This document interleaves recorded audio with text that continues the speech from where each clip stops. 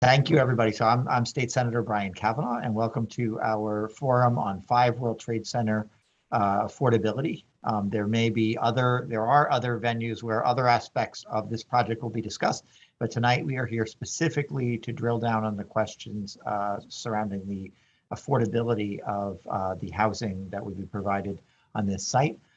This forum is co-sponsored by my great colleagues in government, Congressmember Jerrold Nadler, Assemblymember Yuh-Line Niou, Borough President Gale Brewer, Councilmember Margaret Chin, and Community Board 1. And we have special guests who have been elected and not yet assumed their new roles representing this community, but we're very happy to have Borough President-elect Levine and Councilmember-elect Chris Marte.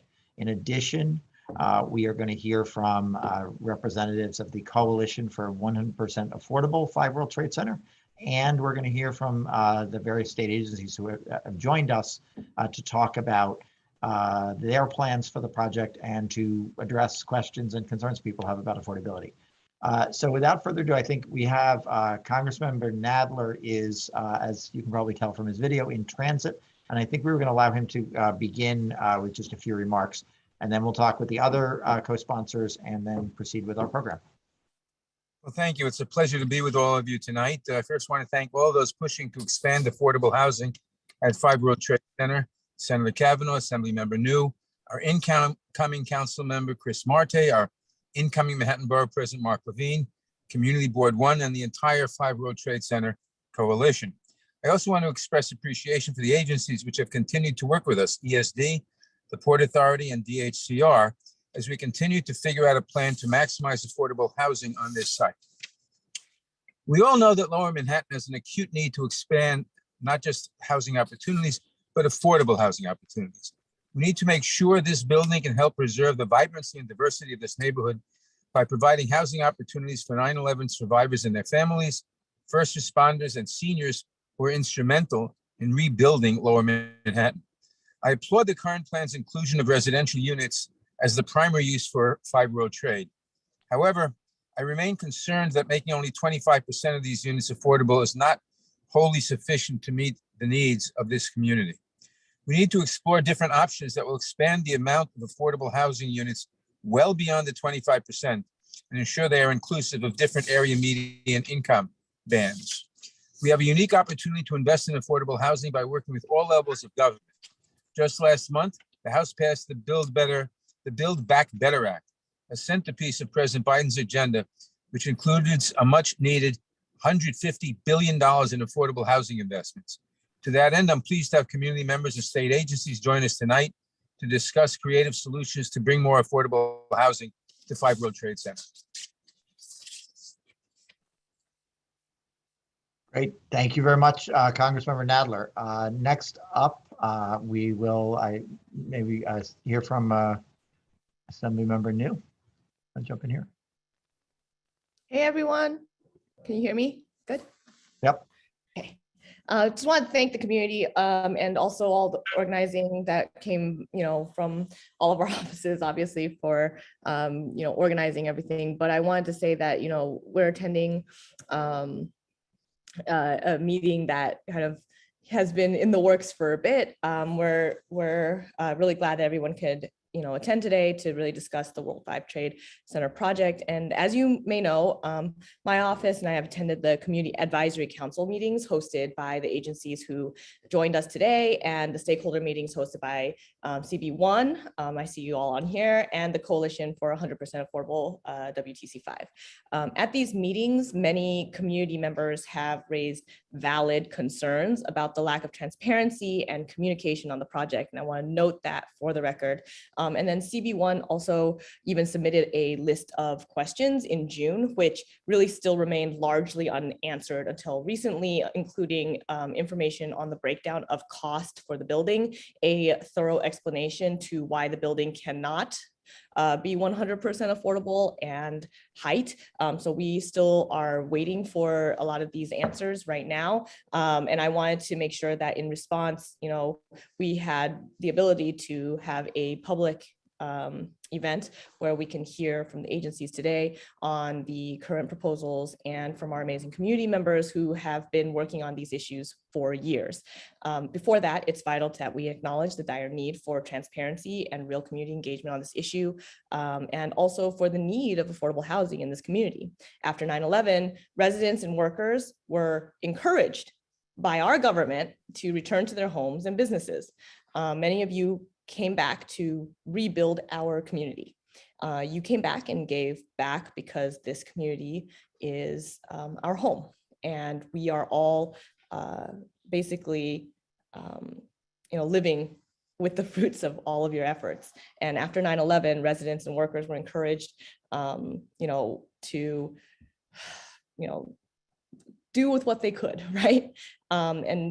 I think that in response, I think that we needed to make sure that it's vital that we acknowledge the work and the give that all of our residents here have made.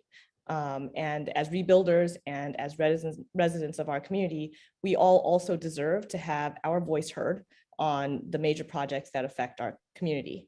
We have a real opportunity to positively impact our community with useful retail or deeply and permanently affordable housing. And I think that it's really important that we actually have this permanently affordable housing.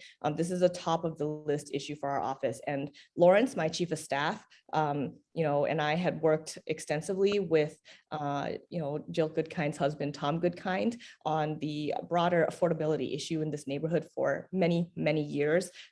There was a promise that Battery Park City would be affordable. And I think that we were supposed to be making it so that, the financial district had more affordability. Through this event and through your input, we want to make sure that everyone has an opportunity to weigh in on what they think our neighborhood needs in this project and have their questions answered. We are committed to working with CB1 and our other stakeholders and all of our community members like the 100% Coalition to ensure that we have a transparent process with community representation, in addition to fighting for fully affordable housing within this project. So thank you so much for all being here, taking the time out in your evenings to be able to do this with us. And I also want to make sure that everybody knows that Lawrence is on this call. I know everybody's been asking, is Lawrence on this call? Is Lawrence on this call? I've been getting the text, thank you. And Lawrence is on this call and he will be making sure to answer a lot of the questions too. Great. Thank you, Assemblymember Niou, and thank you, Lawrence, too. And as Yuh-Line noted, this really has been a collaborative effort by all of the elected offices here and by the community board and by, representative advocates from the community and intended to, address questions where, information, there's been a, sort of a perceived lack of information about how some of this is working. So we do hope to shed light on this. Next up, as I mentioned, Gale Brewer and Margaret Chin are both co-sponsors of this. It is a busy night and they're not here yet. So why don't we go to Borough President-elect Levine. Thank you so much, Senator Kavanagh. Thank you, Congressman Nadler, Assemblymember Niou. Great to see my soon-to-be future colleague, Councilmember Marte. I want to start by thanking all the community members in the downtown area around the World Trade Center area for what you've done over the past 2 decades to bring back this community. You've put your heart and soul into that effort, and some of you have faced sickness and economic hardship along the way. And despite what sometimes the outside world mistakenly thinks, many residents in the community are not wealthy. Many are struggling economically and otherwise. And it really would be just an outrage if survivors of this attack would now be forced out of the community because of economic forces. And we have precious few opportunities to do something about that. I mean, city-owned properties or publicly owned properties that are developable for housing are getting more rare constantly around the city. But in downtown Manhattan, I mean, to say that an opportunity like this is once in a generation is probably an understatement. This is like a once in a century opportunity to do something really big to meet our public interest goals, to provide deeply affordable housing to people at the lowest income ladders and people who maybe are working class and also struggling. and also to do something for the people I was speaking about who have brought this community back and need to have a chance to stay here, and they themselves need housing so they can continue to be part of this community that they've built. This is our moment to go really big. We are not going to get another shot like this. And I'm sorry, 25% affordability does not constitute going big. So I'm here to add my voice for the call to do something extraordinary and special on this site for affordability, for the community, for the future of downtown. I apologize. I'm going to be hopping in and out of the Zoom. I have a lot of events tonight that I'm speaking at. My wonderful team member, Eric Cuello, is on and will be here. And I will continue to be very engaged in this conversation for the coming weeks, of course, but definitely come January 1st as your borough president. So back to you. Thank you so much, Senator Kavanagh. Thank you very much, Mark. And it is a big borough, so, you know, get used to bouncing in and out. Next up, we'll have Councilmember-elect Chris Marte. Hi, everyone. I'm Christopher Marte, the Councilmember-elect for District 1. First of all, I want to give a huge thank you to the Coalition for 100% World Trade Center number 5 for their advocacy this past year to make sure that we can deliver real and desperately needed affordable housing to one of the wealthiest zip codes in the country. I hope that these agencies that are here today come in good faith to disclose information that has not been given to our community, a community who's ready to work to find possible funding streams to make this goal a reality. If we can achieve this, it will be generational change to help 9/11 victims and families who can have access to all the resources that we have in Lower Manhattan, like schools, services, and transit. Like Mark said, we have to go big, and I know we will, because the advocates that are leading this battle. Also, I want to thank Brian Kavanagh and other elected officials for hosting this crucial forum, because we can't give away this opportunity. Thank you. Thank you, Chris Marte. Next up, the last of our, if and when Borough President Brewer and Councilmember Chin arrive, we'll give them a minute. But Tammy Meltzer of Community Board 1, do you want to say hello? I do. Thank you so much. Good evening. So Community Board 1 does serve on the 5 World Trade Center Community Advisory Council. And in the absence of a ULURP, we urge every opportunity for discourse on 5 World Trade Center proposals via public forums, community board meetings. The public needs to have an opportunity to stay up to date and ask questions. We've long advocated for affordable housing at 5 World Trader, and we're happy there'll be a change from the GPP to a mixed-use building with affordable housing. Pardon me. CB1 continues to call for the project partners to maximize affordability for every extent possible. We look forward to an in-depth discussion about what sources of subsidies exist, what additional sources of funding might be able to make this available at this project. We urge ESD, the Port Authority, and Silverstein to do their best in this regard, but a way to leave the door open should the Build Back Better Act pass and create a windfall of affordable housing opportunities for New York City. This is the time to really think bigger and more creatively than ever before. In a district that's almost completely built out and nearly devoid of naturally affordable or income restricted housing, we're taking this as our best and last chance in a generation to provide a variety of income bands in the middle class back to Lower Manhattan. Bring it back. The positive impacts of having this building be a majority of income restricted or affordable housing can be a model and key for solving diversity issues in our schools, easing congestion on our roads and subways, and help build a base to support the businesses with robust, diverse group of consumers who live here 365 days a year, nights and weekends. Thank you. Great. Thank you very much, Tammy. So I will be very brief. I think my colleagues have all said much of what needs to be said very eloquently tonight. I just want to, first of all, add my personal commitment to ensuring that we maximize affordability at this site. As the chair of the Senate Housing Committee in the last 3 years, we have made enormous strides at the legislative level in protecting tenants and protecting affordability by strengthening the rent laws and by building off a very robust capital budget from the state. We are now at the threshold of a new 5-year capital plan for New York State, and we are continuing to work through laws that strengthen and protect our communities. Unfortunately, a lot of the loss of housing in Lower Manhattan came from deregulation of enormous numbers of rent-regulated units. The 26th Senate District, which I'm proud to represent, had the largest loss of such units anywhere in the city. So we have a lot of, we are coming to this from a real deficit of affordability. And we know that there are various dynamics that are also threatening the ongoing affordability of Battery Park City and the surrounding community. So we are looking to this building as a real opportunity to, as several people have said, really expand the economic diversity of this neighborhood and the affordable opportunities.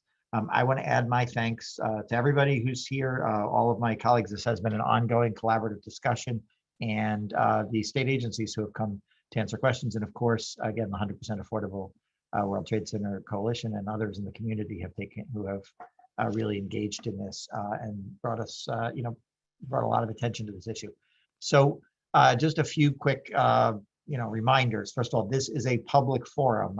So we are going to have Q&A from the public in a little bit. And I would just remind everybody, including members of the public, that this is public. It is being recorded. So anything you say tonight will be available for posterity, for better or for worse.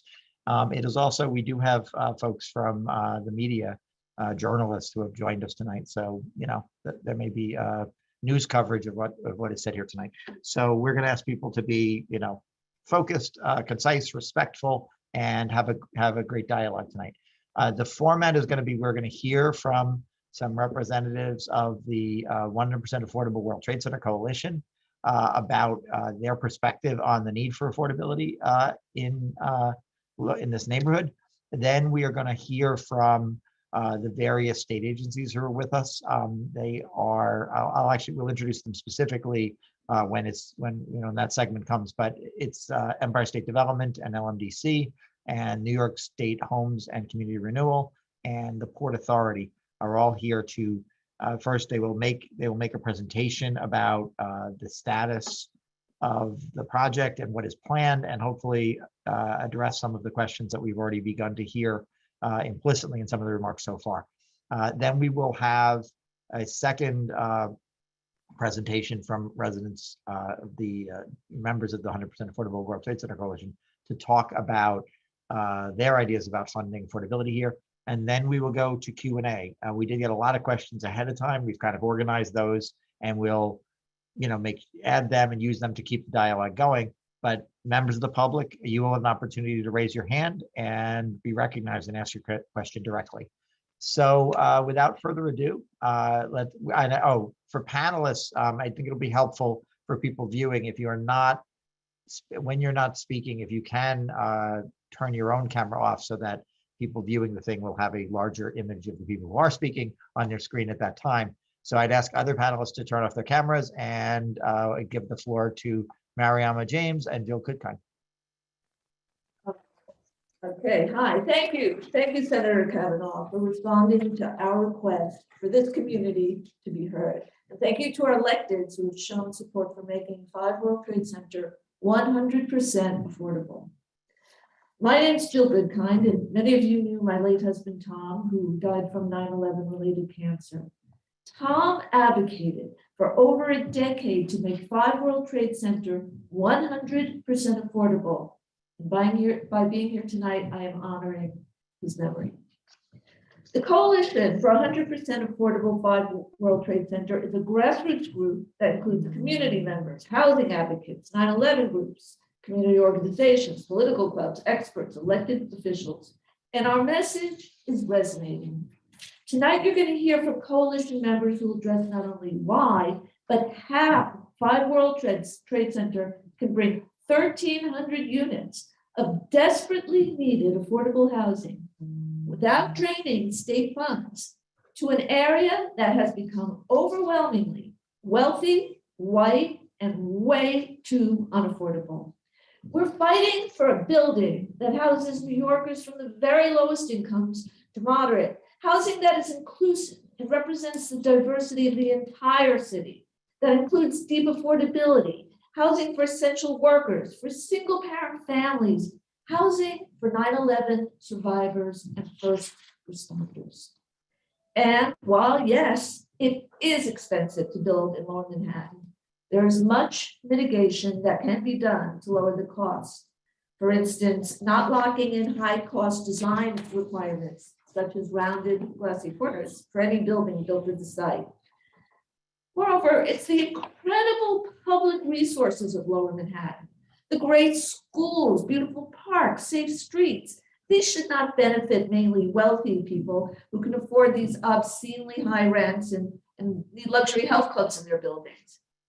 Since 9/11, billions of our tax dollars and benefits meant to rebuild this community were used by developers to create a glut of high-priced new buildings. The LMDC itself received over $2.8 billion in housing and urban development funds.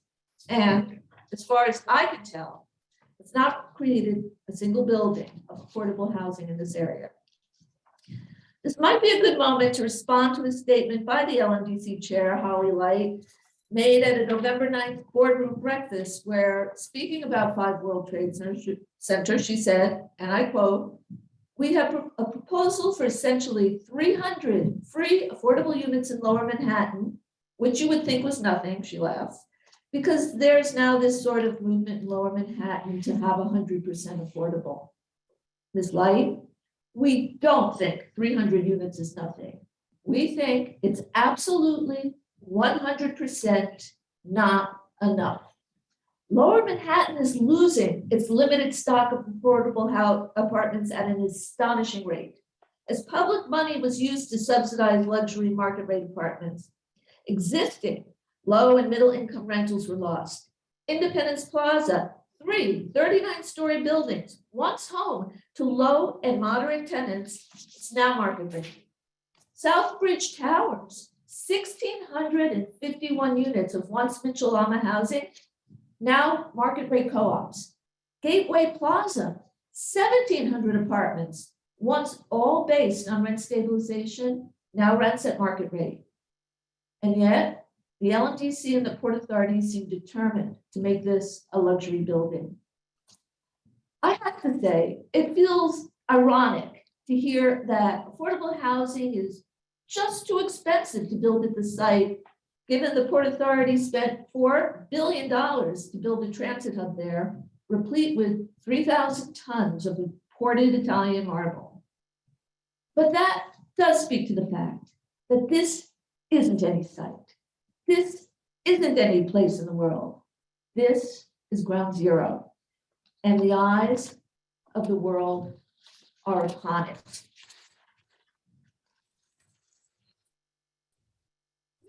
At an inflection point, a moment in time where instead of talking about the need for affordable housing, we can actually do something about it, and not just an inadequate 25%.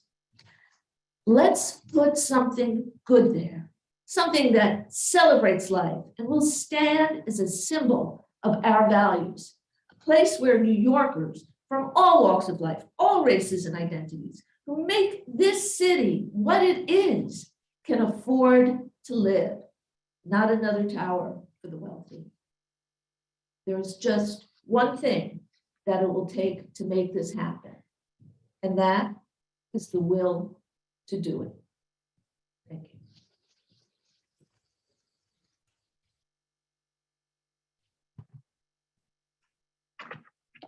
Hi, my name is Mariama James. My pronouns are she and her, and I identify as Black and am of presumably African ancestry, as well as Cherokee and Catawba Native. I'll be speaking on behalf of the Coalition for a 100% Affordable 5 World Trade Center, but wanted to first shed some light on how and why I became involved in this movement. In the interest of full disclosure, I am a member of Community Board 1 and am its Quality of Life Committee co-chair and its treasurer. In addition to that, however, I'm a lifelong resident of Lower Manhattan and a longtime community leader, advocate for children, people of color, the LGBTQIA community, 9/11 survivors, the homeless, and the underserved. In February of this year, I became a New York City Council citation recipient for these reasons through Councilmember Margaret Chin, and am also a member of the World Trade Center Registry CAB, the World Trade Center Survivor Steering Committee, and the World Trade Center Scientific Technical Advisory Committee. For nearly 2 decades, the health and welfare of 9/11 survivors and first responders, particularly the littlest and most marginalized of these, has been one of my greatest priorities. That's why when I learned that 5 World Trade Center, the final building of the World Trade Center complex to be developed, would be predominantly residential and created using federal funds, which includes very substantial funds flowing through the Lower Manhattan Development Corporation, that but for the terrorist attacks of September 11th would not exist. My natural response was that the 9/11 community, the entire 9/11 community, the community of survivors and responders who have suffered as a direct result of the attacks, must be afforded access to equity and inclusion here. Further, why shouldn't the residents, particularly of Community Boards 1 and 3, who worked tirelessly to make the New York City disaster area a healthy and desirable place to live and raise children again, not have access to Tower 5? Access they will not have if it's built as a 75% luxury tower as planned. I asked my good friend Jill Goodkind, widow of my good friend Tom Goodkind, for her blessing in taking up the mantle and calling for 100% affordability at 5 World Trade Center, something Tom did as a community board member for over 10 years until his untimely passing of a 9/11 related cancer. Then Jill and I quickly found ourselves privileged to have the benefit of the partnership, leadership, expertise, and support of people like Taylor, Todd, Vittoria, Pat, Roseanne, Carol, Michael, and Richard. Now together, as the coalition for a 100% affordable 5 World Trade Center steering committee, at our core, we're advocating for equity and inclusion, access, and genuinely affordable housing consistent with and representative of the diversity of the 9/11 community and of the city we've helped to revive after 9/11, Superstorm Sandy, and now COVID. Contrary to somewhat popular belief, not all or even the majority of 9/11 survivors are white and or wealthy.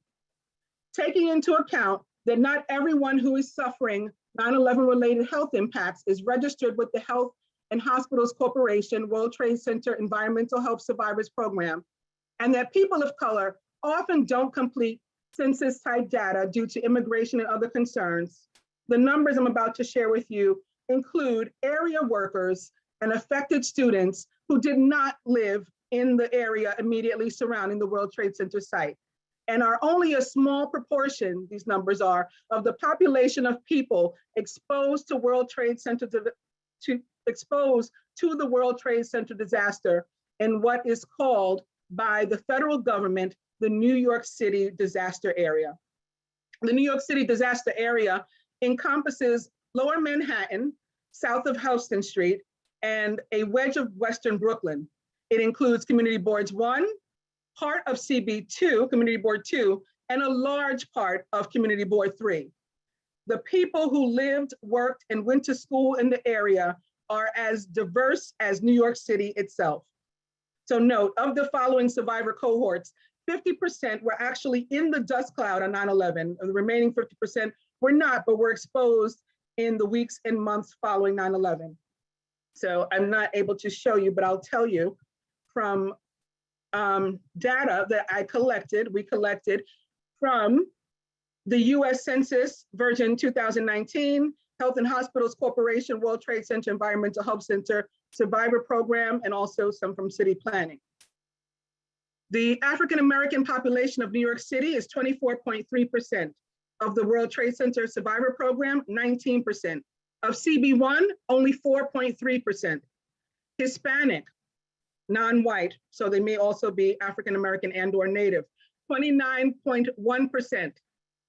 23%, I'm living in New York City, 23% are in the Survivor Program. Only 7.9% are represented in Community Board 1.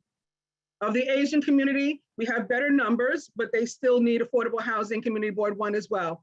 14.1% live in New York City.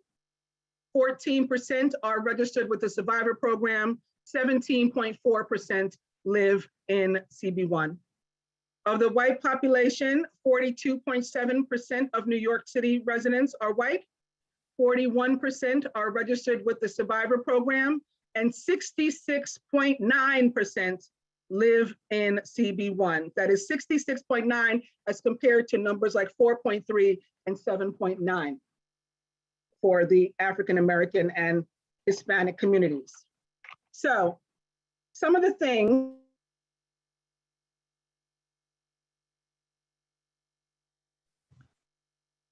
Mariama, we lost your sound. You muted. Sorry about that. That's okay. Some of the things these numbers tell us are that based on the US Census version 2019 numbers, the white population of New York City is up by 10% from the New York City Department of Health published 2016 through 2018 stats, while the populations of the other racial groups examined remained relatively the same, which might suggest that if access has also increased, it has increased for whites only. African Americans, Hispanics, and/or the indigenous are grossly underrepresented in Community Board 1 as compared to the rest of the city and the World Trade Center Health Survivor Program. African American, Hispanic, and/or indigenous 9/11 survivors are not receiving equal benefit of or access to 9/11 related redevelopment, despite equal exposure to 9/11 related toxins and equal loss of health, property, and sometimes life. The combined population percentages of non-whites amounts to a greater population than that of whites in all areas considered except for in Community Board 1. Even if unintentional, the combination of planning and zoning decisions favoring big real estate and exorbitant rents and housing costs have in effect rendered Community Board 1 a segregated community. Plainly, we not only need affordable housing in general, we need more housing that's specifically and genuinely affordable to people of color, and more specifically to African American, Hispanic, and/or indigenous peoples, and to 9/11 survivors and first responders at large. So the question we're left with becomes this: considering Empire State Development Corporation's widely shared sentiment that affordable housing is too expensive to create here, and in light of the Civil Rights Act of 1964, which ended segregation on public land, understanding that the World Trade Center is in fact public land, up to how much exactly in public funds would the Empire State Development Corporation and public agencies involved be willing to spend toward integration of this site? To be clear, we're not speaking of those apartments these entities have referred to as free under their current plan. The question is specifically how much public money and are our public agencies willing to spend toward integrating this public land? Thank you. Thank you very much, Jill and Mariama. Okay, so next up, we're going to have a segment where the various state agencies are going to present to the group. We're going to hear from Empire State Development and the Lower Manhattan Development Corporation and New York State Homes and Community Renewal and the Port Authority of New York and New Jersey. I think if I understand correctly, the agencies are going to sort of determine how to divide up that time and maybe just could pass it from one to the next rather than me recognizing them individually, if that makes sense. And just for those watching, we are running a little bit behind time where we expected, but we're hoping that this segment, this presentation will go no more than about 20 minutes.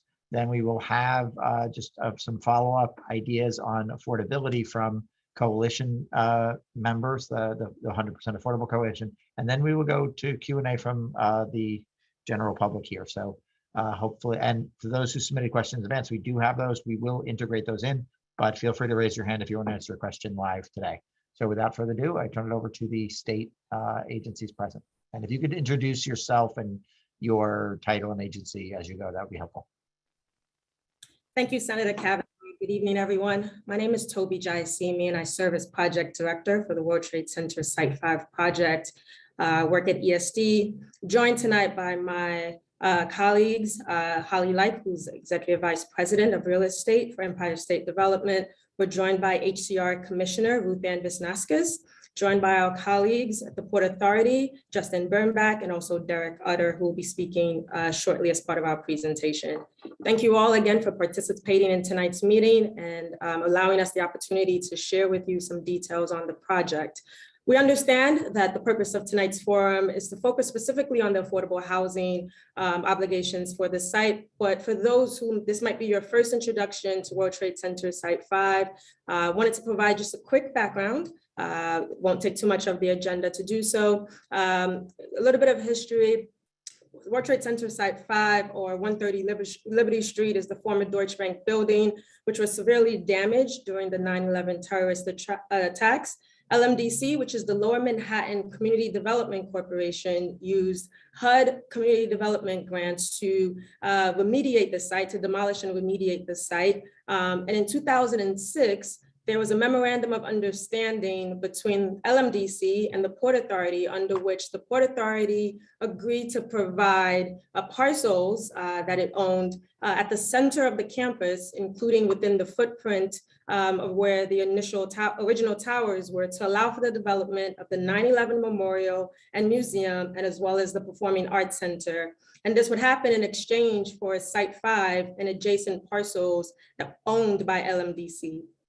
A few years later, in February of 2019, there was another memorandum of understanding between LMDC and the Port Authority to jointly RFP Site 5 for either commercial, which is as of right development, or mixed use development, which would require modifications to the World Trade Center General Project Plan. In June of 2019, the Site 5 RFP was released. And in February of 2021, earlier this year, there was conditional designation of a development team with the following proposed project. So we'd have a mixed use tower, which would include residential units, rental residential units, with 25% permanently affordable units, office, community facility space, amenity and fitness space, as well as retail. If the proposed mixed-use project is approved, LMDC would transfer Site 5 to ESD, which would then enter into a long-term lease with the development team. Consistent with the 2006 Memorandum of Understanding, which I referenced earlier, all rent payments would go to the Port Authority as compensation for the 9/11 Memorial and Museum and Performing Arts Center sites. To offer a little bit more background on the Port Authority of New York and New Jersey, I'm going to invite Derek Utter to speak and to take over this part of the presentation. So Derek. Great, thank you, Toby. And good evening, everyone. It's a pleasure to be with you at this forum tonight. So I am Derek Utter. I'm the Chief Development Officer at the Port Authority, and I'm joined by Justin Birnbach, who's the Director of Government and Community Relations. And I'm going to provide a little bit of background on the Port Authority and on Site 5. So many of you know the Port Authority either through the bus terminal or through the airports, but I want to just give a little more background because a lot of people don't know sort of how we operate. So we are a bi-state public agency. We were created about 100 years ago, and our mandate is to oversee and improve critical transportation infrastructure in the region. So we manage 5 airports: JFK, Newark Airport, LaGuardia, Teterboro, and Stewart Airport in Newburgh, New York. We manage 2 tunnels which cross the Hudson River, underneath the Hudson River, Lincoln Tunnel and the Holland Tunnel, and 4 bridges: the George Washington Bridge, the Bayonne, the Goethals Bridge, and the Outer Bridge. We also run the Port Authority Bus Terminal, our namesake, and the George Washington Bridge Bus Station. And we operate the PATH system, which has 13 stations, about equally split between New York and New Jersey. And then, of course, the seaports, which is the start of the Port Authority 100 years ago. So we're financially self-sustaining, with virtually all of the agency revenues coming from tolls, user fees, fares, and rents. And that's important. That's a critical distinction between a lot of other similar agencies like the MTA. So we receive no tax revenue. We have no power to tax. We receive no funding from New York or New Jersey, and we receive very limited federal funding. So all of our agency revenues are dedicated to our operations and then to reinvestment in our projects. So the way to think about us is our net profits go into capital projects to rebuild infrastructure for the state, both states. So the major projects that are currently underway, many of you have seen LaGuardia Airport and Newark Airport, both which have major terminal redevelopment projects underway. JFK redevelopment, which we've been announcing projects and will get underway in 2022. The Midtown Bus Terminal, Port Authority Bus Terminal, which has long been a sore point and a strong community interest and city interest and regional interest in improving and replacing the bus terminal, is a major, major project which is on the horizon. We've been working on a project called Restoring the George, which is basically a renovation of the George Washington Bridge. We're replacing all of the cables, the suspender cables, and doing work on both the surface of the bridge, the structure, and the both sides of the river. The berth and wharf replacements, which relate to improving the ports, which are critical infrastructure for the region. There's been a number of projects related to Superstorm Sandy to improve the path system.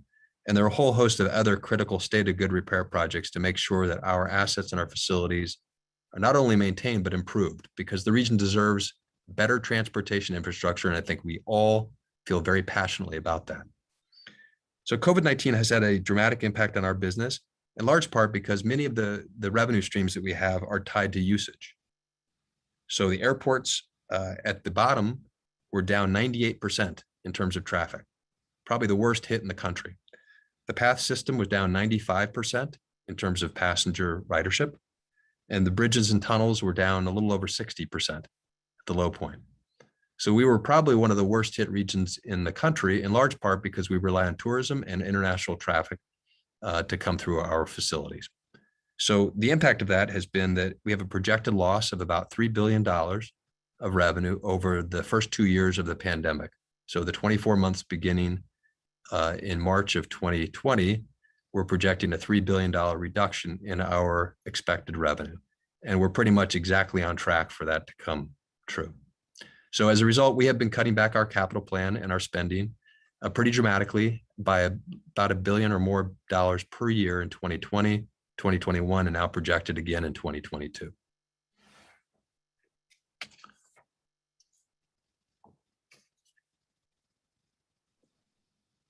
So I want to provide a little bit of background on Site 5 from the Port Authority's perspective. So you heard a little bit from Toby about the agreement in 2006, where the Port Authority agreed to exchange and accept the Site 5 in return for the transfer of the properties for the Memorial, Museum, and the Performing Arts Center. So the picture on the right gives you a little bit of a graphic representation of what that means. So the areas in the green are the areas that had been Port Authority property that were transferred to other entities to build and to operate different facilities. The area in the orange is what the Port Authority would receive in exchange for that. And you'll see Site 5 in the lower right corner of that property. So it gives you a sense of the scale of what was exchanged and what was received. So the disposition of this non-core asset, Site 5, has been assumed in our capital plan as a source of revenue. It's a source of revenue to support the Port Authority's 10-year capital plan. And the amount of revenue that the Port Authority would receive from this development would be about $12.5 million per year from the development team once they build the building. So the building after completion would pay rent payments to the Port Authority. And that's basically the source of revenue that we would get from this building. So if the residential development is not viable for economic or regulatory reasons, the Port Authority will be limited to developing an office tower. And I think one of the earlier speakers mentioned that as well. So I'll end there and pass it back to Toby. Thank you for that, Derek. Again, recognizing that tonight's forum is focused on affordable housing, just wanted to give some context in terms of what's currently proposed for World Trade Center Site 5. So 25% of all of the units in the project, or 200 units, would be permanently affordable at an average of 50% of area median income. Please note that area median income is something that is established by the federal government. It's federally regulated, and it's not an arbitrary number.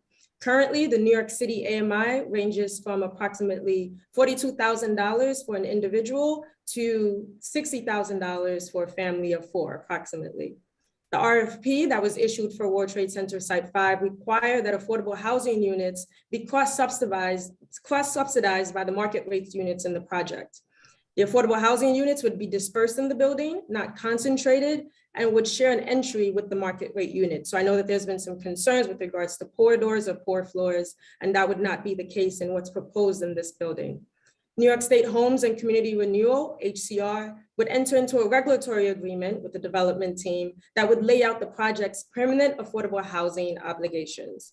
So with that being noted and referencing the role that HCR would play in the project, I'd like to invite RuthAnne Visnauskas, who's the commissioner of the statewide agency, to share some points about the project and the agency's role. So RuthAnne. Thank you, Toby. And hi, everyone. I'm happy to be with you all today. My name is RuthAnne Visnauskas, and I'm the Commissioner for New York State Homes and Community Renewal. HCR is the state's umbrella agency for affordable housing, and we do a variety of things. In the context of this, we finance the new construction and preservation of multifamily housing across the whole state.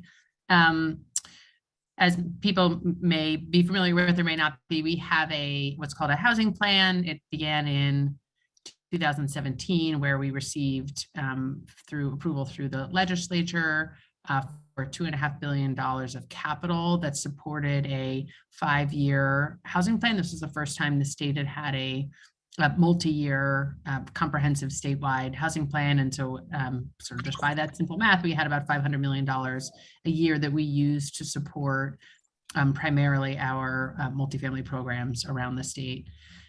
We create or preserve, as you can see in here, about 20,000 units a year on the state. Around the state, our housing plan is 100,000 units over the 5 years. So we sort of do on average about 20,000 units, and that's a combination of new construction, preservation, and we also have for multifamily, and we also have single family work that we do. Just for a little bit of context in terms of what we do in the city, over the last 5 years, we have financed about 1,700 units of multifamily every year in New York City. So that would be all 5 boroughs, just sort of to provide some context as it relates to this project. And also in terms of sort of the dollars and how that sort of shakes out. Typically for us in New York City, a multifamily new construction project, they tend to be small. On average, over the last 5 years, they've been about 140 units. They tend to be smaller, so they tend to be 12 stories or less. We obviously do things that are bigger, but on average, we are sort of funding smaller projects. And the way our sort of programs work is, they sort of are a combination of layered financing sources and the state subsidy piece that goes into those, because they are all public-private partnerships. And we tend to put in about, on average, about 100,000 units of state subsidy to make those happen. So, understanding sort of the context of this project is much bigger and the numbers are much bigger. I just wanted to provide a little overview of sort of who we are and what we do as context for the broader discussion. And I'm happy to stay and answer any questions and try to be helpful. Thanks for that, RuthAnne. I'm not going to turn it over to Holly Like, who's the EVP of Real Estate here at Empire State Development. So Holly. Thanks, Toby.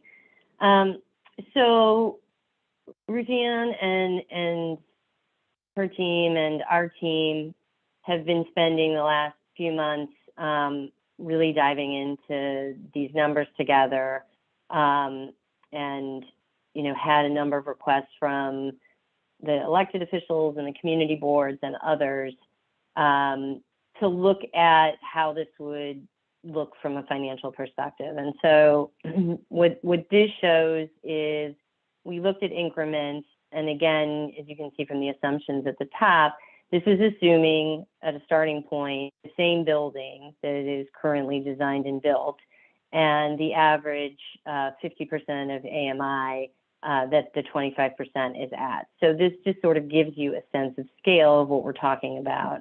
I know you all know it's expensive, but we've been asked for a while for what are the exact numbers. So we both wanted to show you. So RuthAnne mentioned that their statewide subsidy is $500 million a year for the whole state. At the 25%, obviously, as Toby mentioned, and those are cross-subsidized, so there's no cost to the state from that, other than the 421A, which is an as-of-right tax abatement program, but there's no cash subsidy from the programs in that. At 30%, that number for the subsidy need jumps to 138 million, and you guys can all see this on the screen. 40% to 14, 50, 6, 70, and 100. You're at about 930. So obviously, comparing that to the statewide budget, you're looking at numbers for one building that are either range from a significant portion of the state's budget to almost double the state's budget in a year. So next slide. From here, I think our next request from the elected officials had been, and others as well, I think Tammy had asked about this too. Okay, so obviously this building is an expensive building because it is mixed income. What if you looked at it as, this is theoretical, but if you were starting over, and trying to build an 100% affordable, so you wouldn't be building quite as costly, you'd have some smaller units. So we worked with the development team to do that and to ask them, they have Omni Development and DeBar on their team to do 100% affordable. So they went back and looked at this. You would get more units because you would have slightly smaller units. So again, comparing it to HDRs, even in this scenario with a less costly building, to do 1,475 units that you would be able to do in that case, you're still at $975 million of subsidies, so about double of the statewide. So looking at that from a state perspective, as of course we have to, since we are state agencies, you're talking about a subsidy need for even the less costly building that essentially would preclude the 39,000 affordable units that would otherwise be built across the state over 2 years. So that is a sense of the scale of what we're looking at compared to the available resources for the entire state. And, I hear and understand everything that has been said about the importance of this community and the need for affordable housing. I don't disagree. I worked at Lower Manhattan Development Corporation as a planner for off-site planning starting in 2004. I spent a lot of time dedicated to this community as both a staffer at LMDC and as the board chair of LMDC now. So I'm very sensitive to what all of you are saying and the important needs, and I appreciate that. But we also have a relatively small amount of resources for the entire state. So going to the next slide, what we wanted to share.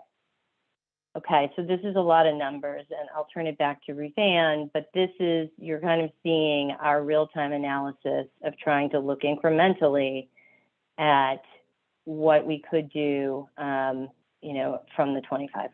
So RuthAnne, I don't know if you want to walk through this. Sure, I'm happy to. As Holly said, it's kind of a lot of numbers and you have to sort of stare at it a little bit, I think, to figure out what the chart is. So I'll sort of try to slow talk while I think people do that. But we basically asked the development team to look at a series of scenarios across different AMI bands. So the project starts at 40, 50, and 60. So when folks are talking about an average of 50 AMI, it's really split between those three tiers. And so then we asked the development team to look at when they go from 25% affordable to 30% affordable, so to go from 300 units to 360, to then give us a series of scenarios spreading those units across different AMI bands. So going to 80, 100, 130, and 165. Showing in all cases that average AMI column showing what those mixes provide as an average, to the extent we're just sort of showing, as those things mix, where how it impacts kind of the average relative to the base case. Showing in the next column, obviously between the 30 and the 35%, adding 60 units and then adding 120 units. I think there's an error where it says 180, it should be 120, all in the second section. The market rent gets held constant for the market units, and that's that $90 a square foot. And then the column just to the left of that shows the projected rent basically shows the impact of the affordable units on the overall project rent. So you can see it goes from 72 down to 70 to 68, and keeps going down that chart. And what that's showing is sort of the cost. It plays into sort of the cost, which I'll get to when we get to the next column. Invested equity. So we asked the developers when they ran these scenarios to keep their commitment to the project the same in all these scenarios. So when we were increasing the affordability, we didn't say you therefore take down your equity invested. We said leave it the same as you go to 30 and go to 35 as you sort of model this, and then ask them to solve for the total subsidy needed to get that affordability level. And thank you. Sorry, my kids are loud. I'm not sure if you can hear on my background noise. We looked at the total subsidy needed, and then we asked them to divide that by the incremental units that are being created. So the 60 and the 120 in the two different scenarios. So you can see obviously that the total subsidy need is lower in the 30% sort of version 1, and it goes up from there as the affordability, as the AMI targets change. And then the same thing in the 35% scenario, you can see that the total subsidy need changes depending on where the AMI bands are. And then again, we just asked them to sort of do a straight division and say, how much is that per incremental unit? Again, just to provide some context for, and I know you all know the project is expensive, so I'm not professing to tell you something that you don't know, but to provide context for our typical affordable housing where we would spend $100,000 in a unit in subsidy, and these numbers obviously, which are very big and are there to provide scale. Again, understanding that you understand that it's different, but just to provide sort of a magnitude of difference. So I can sort of stop talking because I think hopefully I just helped to narrate your ability to sort of read through this chart and see what it is. It's meant to sort of show options and how different AMI bands impact cost and impact the subsidy.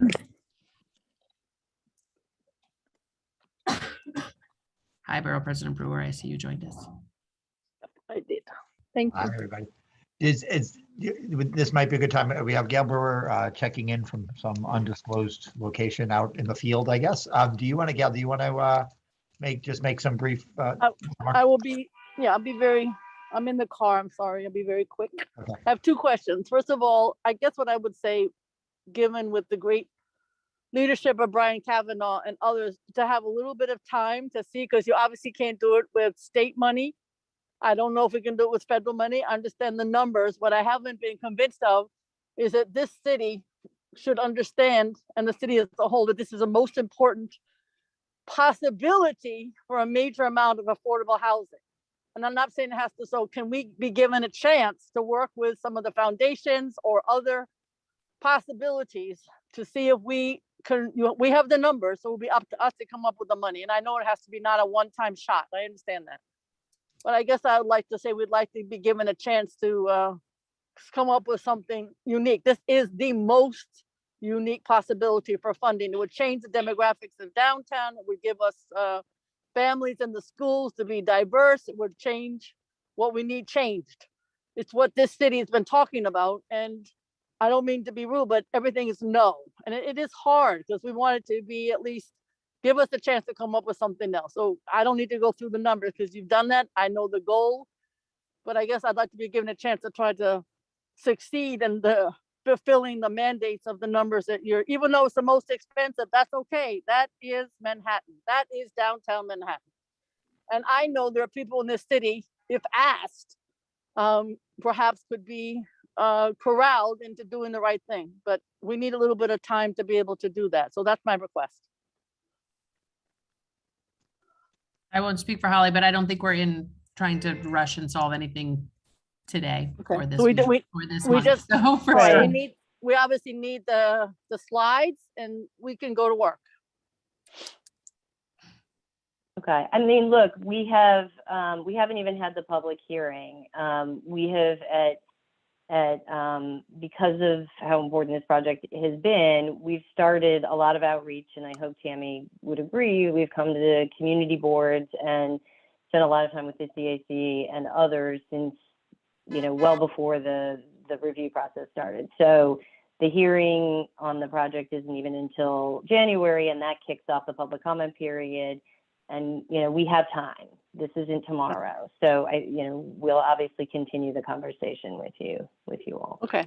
Okay. So, because community board is great, but they don't have any damn money, that I know. So I need money, straight cash. I think Tammy's got some money, squirreled away at some point. Tammy doesn't have a damn penny to help with this 93. Tammy is denying $935 that. million. I'll stand out with a hat. That's as close as I'm getting. I got money for a hat. Exactly. All right, but I know I think it is worth noting that this meeting precedes the formal comment process that will begin in January, because at the request of the elected officials in the community, these agents have come before us to give to present on the questions of affordability and answer questions. And so this is the beginning of a process for everybody who's listening. And as Gail said, so eloquently in her usual inimitable style, like there's a lot of interest in doing this, and we do want to be creative and try to draw on whatever resources we can get our hands on. But I appreciate. I want to make sure everybody understands this is the beginning and not a final offer from the state. Are there other? Gail, do you want any? Should we go back to? No, okay. I need the slides, and I think this is the kind of project that people who have money can get behind, and foundations. I really believe it. Great. Do folks, sorry, from the state folks, do you want to, the next thing on our agenda is to go to some thoughts from the 100% Affordable Coalition. Do you, any kind of closing comments or remarks from the state folks? Okay. No, I think we're good, right, Toby? Good. Okay.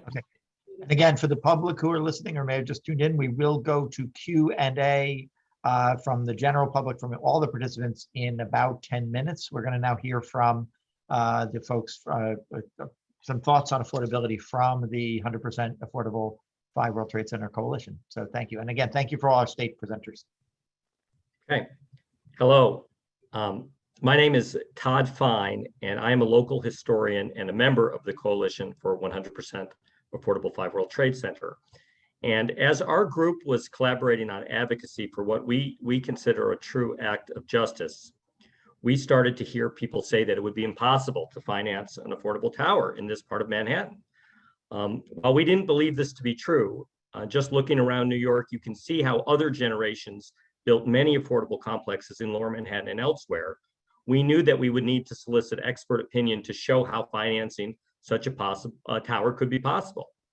And in New York City's recent history, if you want to build affordable housing, especially when people say that it would be too difficult, there is no better person to go to than Carol Lamberg. She was the long-term director of the Settlement Housing Fund from 1983 until early 2014. Under her leadership, settlement housing produced more than 8,700 apartments in 55 developments. She also specifically worked on Manhattan Plaza, the famous affordable towers on 42nd Street that take advantage of project-based Section 8. Ms. Lamberg also served as staff director of the New York Housing Conference and has drafted amendments to the Housing Act of 1937, the National Housing Act, and the New York State Private Housing Finance Law. In collaboration, we have crafted a series of financing mechanisms that would not drain existing state or city programs. Project-based Section 8, special federal tax-free bonds similar to the Liberty Bond program, 501c3 bonds, a federal appropriation, and a direct loan from the city or state might only be needed to round things out. Before Carol will present, I want to say something about the World Trade Center. Despite the fact that its development has included a vast variety of different mechanisms of government support, and despite the fact that this building is on government land, there is currently no financial assistance planned for the only World Trade Center building that would involve housing. We must correct this. The World Trade Center has a long history of financing with tax-exempt bonds, starting with the original development by the Port Authority in the 1960s and 70s. After September 11, 2001, the federal government further authorized $8 billion of Liberty bonds for both commercial and residential development that were tax exempt at the municipal, state, and federal levels, and were actually issued by the New York City Housing Development Corporation and New York State Housing Finance Agency. Some of these went to the World Trade Center, although a large amount went to large outside commercial projects, such as $1.65 billion that supported a new headquarters for Goldman Sachs. $4 billion of these bonds support development at the World Trade Center, with $475 million going to Silverstein's 7 World Trade Center, $2.6 billion going to Silverstein's 2, 3, and 4 World Trade Center, and $700 million going to the Port Authority's 1 World Trade Center. Unfortunately, no Liberty bonds at the World Trade Center or elsewhere went to dedicated affordable housing developments. Instead, around $1.6 billion of Liberty bonds financed new market rate luxury residential rental developments in Tribeca and the Financial District that were only required to offer 5% of their units for tenants who earned more than 150% of area median income. Many people believe that these developments led to gentrification pressures that reduced the overall affordable housing stock. Therefore, one option could be for the federal government to recreate the special provision of Liberty bonds or something analogous on a one-time basis, acknowledging that the post-September 11th redevelopment, as administered by the Lower Manhattan Development Corporation and the Port Authority, neglected this one area of affordable housing that was initially considered critical by broad constituencies and political leaders in New York City. To flesh out the other potential financing mechanisms, I give you Carol Lamberg. Quite a very nice introduction. Thank you very much. When I heard about people talking about 100% affordable housing and a big tower, I got very excited. Opportunity to create a real symbol in New York of inclusivity. And I've talked to other people who are outside of the housing geek world, and they also thought, when I talked about reaching out to survivors and to first responders, people were very emotional and very excited about the concept. So it's a real good chance to do something very special. The smart people who are in the government agencies that I respect quite a bit can work together with all of us to figure out something unique, something that would generate a beautiful story, a wonderful symbol for what New York could be. Congressman Nadler wrote a letter supporting Section 8 rental subsidy, and I think Congressman Carol Maloney is also very supportive of that. I love Section 8. I think it's the greatest program. Would provide a rental income stream that could help us achieve deep affordability. There is $25 billion in the Build Back Better, God willing it passes, bill that maybe we could find a way that wouldn't siphon off too much money that New York needs for its other residents and get a special allocation from cities that don't want to use all their funds. There's something that could be done. So there's the Section 8 to reach deep affordability for a portion of the site. One way to cover the capital costs, besides Todd's idea for Liberty bonds, the government could issue one of the government agencies a 501c3 bond. A nonprofit owner could contract with a private developer in that instance. The beauty of that scenario is there's no volume cap on the 50. Excuse me for being technical, everybody, but no volume cap that would take up some of the funds used for other bond issues by the different state and city housing agencies. And we wouldn't have tax credits either. That's both good and bad because that provides a lot of good equity, but we wouldn't be competing for volume cap or tax credits. The income guidelines, I've been reading all the regulations to catch up to see what's new. They have to be, tenants would have to, 40% of the tenants would have to earn less than 60% of median income or 20% under 40%. And Section 8 could allow us to do much better.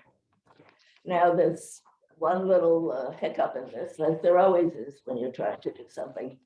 And I think we have a way around that too. There's $150 million volume cap for cap limit for what they call a non-hospital project.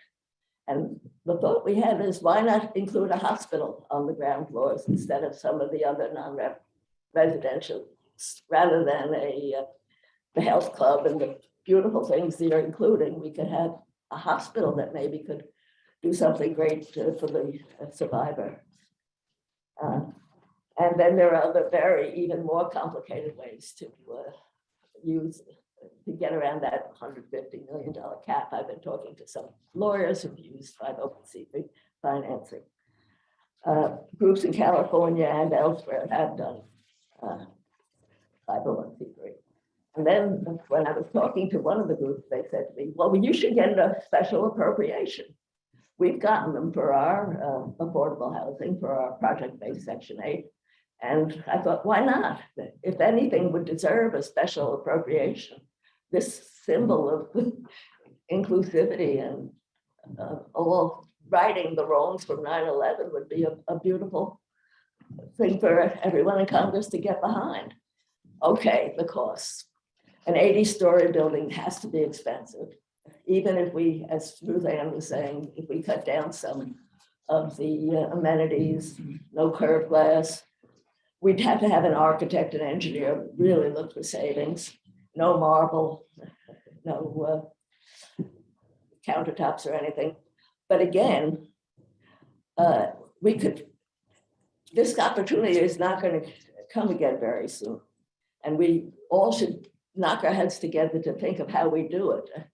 You know, I'm old enough that I remember the Port Authority found funds for Ed Koch's initial housing program. And that was spectacular. Everyone, Koch and Mario Cuomo worked together to get it done. And it did happen. We all worked hard to make it happen. And all my life, people have said to me about anything, almost all projects, that will never happen. But they happened, and they're still thriving. I was at a breakfast where Governor Hochul said, I love to spend money, so let's give her that opportunity to do it here. Farrah Fox, who founded the Settlement Housing Fund and the New York Housing Conference, always said, when government wants to do something, they can find the money. So let's all try, okay? That's enough. Okay, thank you so much, Carol and Todd. This is the moment where we are going to switch to asking questions from the general public and for anyone who is here attending. I would ask if any of the elected officials or the representatives want to begin here, or should we just jump right into public? I know we still have Gail. Okay, so there are several different routes to people asking question here. If you are present and you want to ask a question and you raise your hand through the Zoom feature, we will call on you and you will ask your question directly. I will mention the names there, and then sort of who's on deck so that people can be ready. We also did receive a whole range of questions in advance, and I will try to sort of work them in through the throughout the presentation, so we get those. And we have a couple of questions in the chat, which I think the general public can't see, but the panelists can see. And I am going to try to work them in. Some of them were sort of clarifying questions. And let me actually just ask with that one of those clarifying questions to begin with. The slide, one of the slides that with the state representatives put up, I won't try to remember which presentation it was, but indicated that there is no subsidy for the 25%, and then there are subsidies for the higher bands. I think I understand what that is, but somebody was asking why is it zero subsidy for 25%, and then how does the subsidy work above that? Can you just talk a little bit more about the math there? RuthAnne, you want to take that one? Sure. The primary reason is because ESD, and Holly, if I get this a little wrong, you can jump in, but is providing a tax exemption that mirrors, and that tax exemption is basically what allows the development to be able to sort of cross-subsidize that level of affordability. It's similar to what previously had been called 80/20s and are now called 75/25s. And so the the pilot tax exemption is what sort of is the subsidy that pays for that 25%. Right. And then as you get past the 25%, I mean, the reason why those programs are scaled where they're scaled is because it's sort of the tipping point where you can cross subsidize between the tax abatement and the cross subsidy of market rate. You can make those work without additional subsidy. Once you start getting into higher percentages, you need extra subsidy because they just don't pencil out to just cross subsidize and have a tax abatement. So that's what you're seeing at that toggle point of 25 versus 30. Okay, so, and just, you know, we talked about wanting to get the numbers, and Gail wants to see your slides and your math as well. Is there a value, is there like a sort of imputed value for that 25% for the subsidy that is going toward the 25% of the units? There's a value to the tax exemption. I don't know that I know that. We don't have, I don't know that. And I'm not sure ESD would have that off the top of their head, but certainly we could provide, it would be similar to other, you know, size similarly to other tax abatements provided for that type of project. I think it would be helpful for us to, so we understand the, you know, the full picture of what's going into this.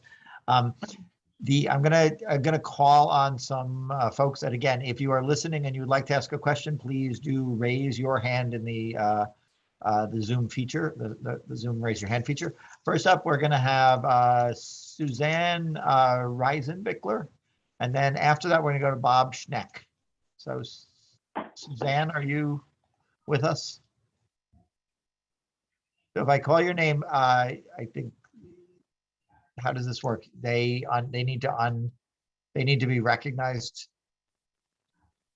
Staffers, I'm talking to you. Do you need to recognize? Yeah. We'll unmute folks and then we'll allow you to talk and then yourself. So Suzanne, you should be able to speak now. Okay, are you with us, Suzanne? We can come back to Suzanne after. Yep. Okay. So Suzanne, if you're within hearing of my voice, please, you know, unmute yourself when you can. We'll leave Suzanne available to, you know, so we'll leave you in that category where you can unmute yourself and jump in and turn your camera on as well. Next up, Bob Schneck, are you with us?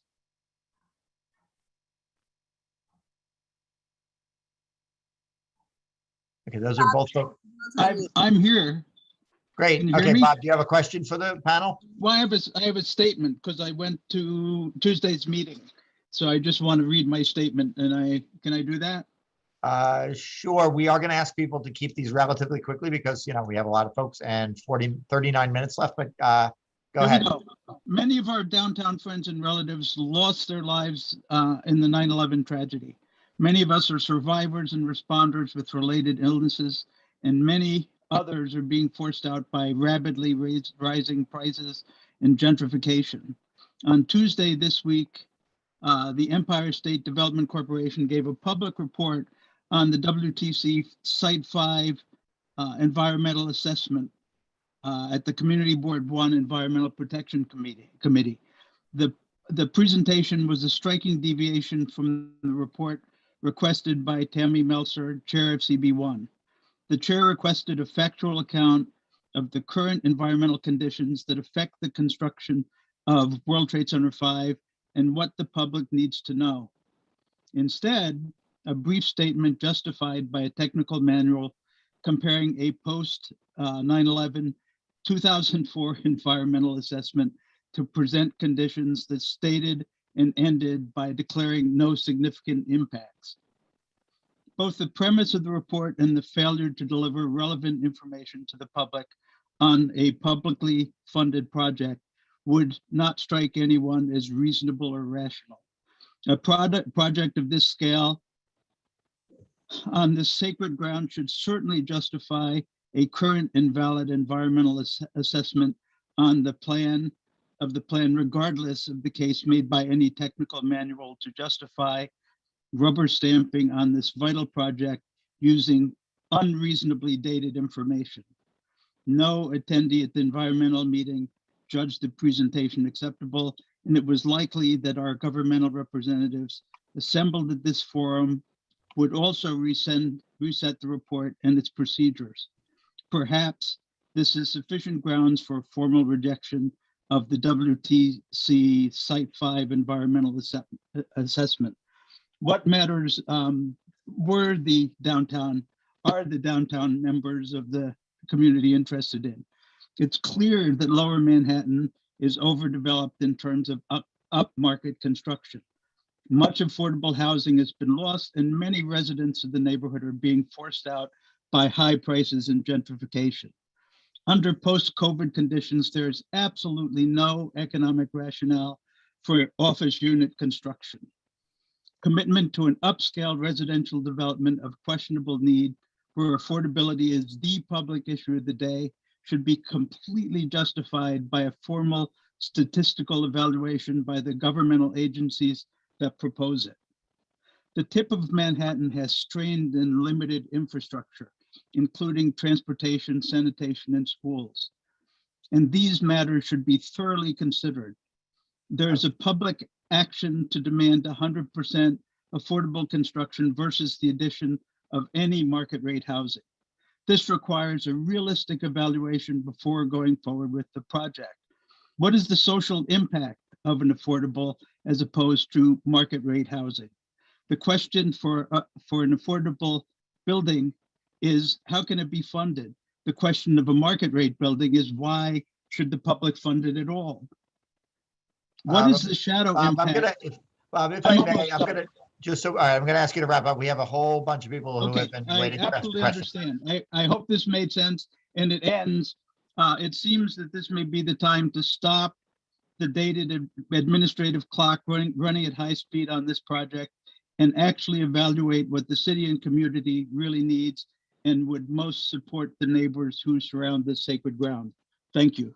Okay, so I set a bad example there by let's try to keep it relatively brief, and this like sort of Jeopardy style, like phrase your thing in the form of a question, if you would. And so I'm gonna go in the order that I see that the hands were raised. I'm gonna go Michael Kramer, and then Denny Salas, and then Paul Newell. So Michael, can you jump in? Unmuting you, Michael, and also just a reminder, if you've spoken and your hand is up, to just put your hand down so we don't have repeats. Great. Michael, you should be able to unmute now. Okay. All right. Can everybody hear me? Yes. Okay. My question for the Port Authority is their claim to the land as such. If we remember back in 1962, they used condemnation that destroyed the old Radio Row neighborhood to take, and that taking was for a public purpose, and that public purpose was the World Trade Center. It wasn't for luxury housing.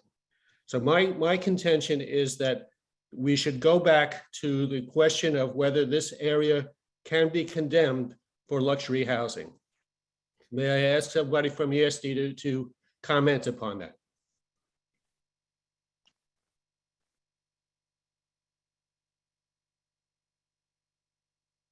We stumped the panel. Sorry,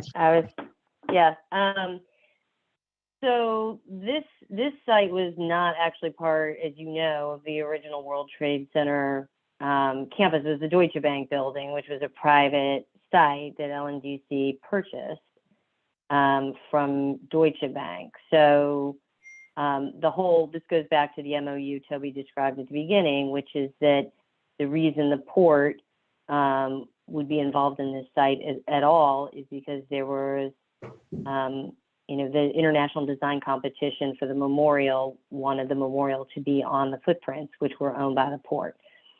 So the condemnation area was owned by the port for that use. And the only reason why the site is involved and could be residential is that it is not part, it was originally a private site. See, this was a fight that went all the way up to the Supreme Court, the local businesses, and the Port Authority is supposed to have been limited solely to developing, owning, and operating transportation and terminal facilities, not to be in the real estate business. Why are they in the real estate business?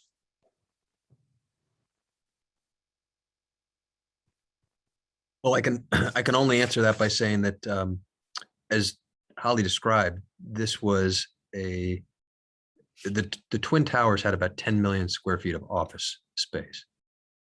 So when the general project plan was designed in the early 2000s, the agreement was that there would be sufficient replacement capacity of that space.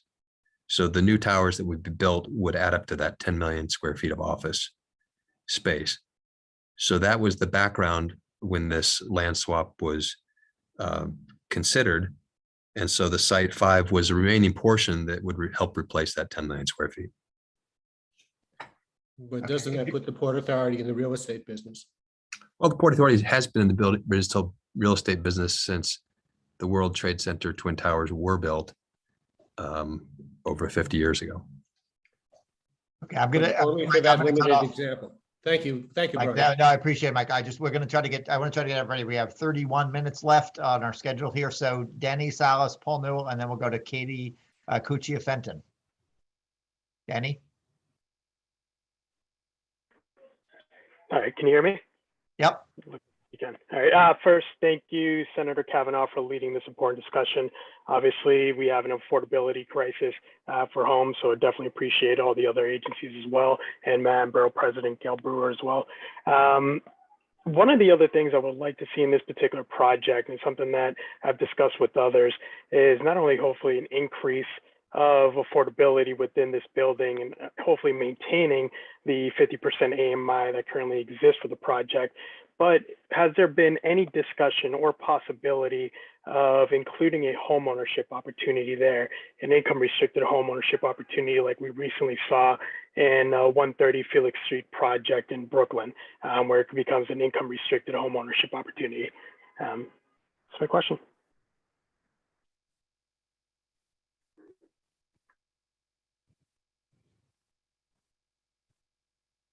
All right, I don't know if we lost Holly there or. No, I'm here. I mean, I don't have sort of an immediate answer. The financing for the entire proposal is based on a residential model.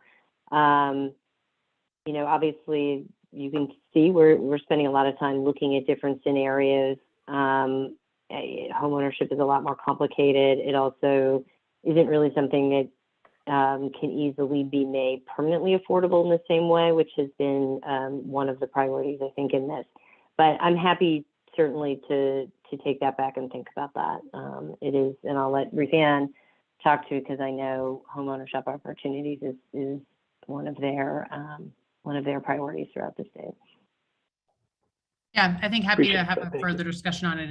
It is traditionally sort of harder to both create and also to sort of guarantee long-term affordability, but happy to have the conversation and talk about that. Okay, good. So we'll get information from the state agencies. We'll certainly circulate to everybody who RSVP'd and to you, Denny, as well. All right, thanks. Next up, Paul Newell, then Katie Cuccia-Fenton, and then Bill Ferns. Hi there, can you hear me? Yep, hi, Paul. Great, hi there, everybody. First of all, thank you so much to the Affordable 5 World Trade Coalition for the impetus to make this happen, and for the electeds and all the folks from the agencies for giving your time and answering questions. Super quick question. You know, there's a lot of discussion about the outreach and the meetings and folks with at Community Board 1 and folks in Lower Manhattan and Financial District. I want to know why, as the agencies were doing this outreach, you didn't include Community Board 3 and the neighborhoods in the Lower East Side and Chinatown, which have very high rates of 9/11 survivors, the folks that Mariama was talking about, as well as obviously an overlapping and acute affordable housing issue. Thank you.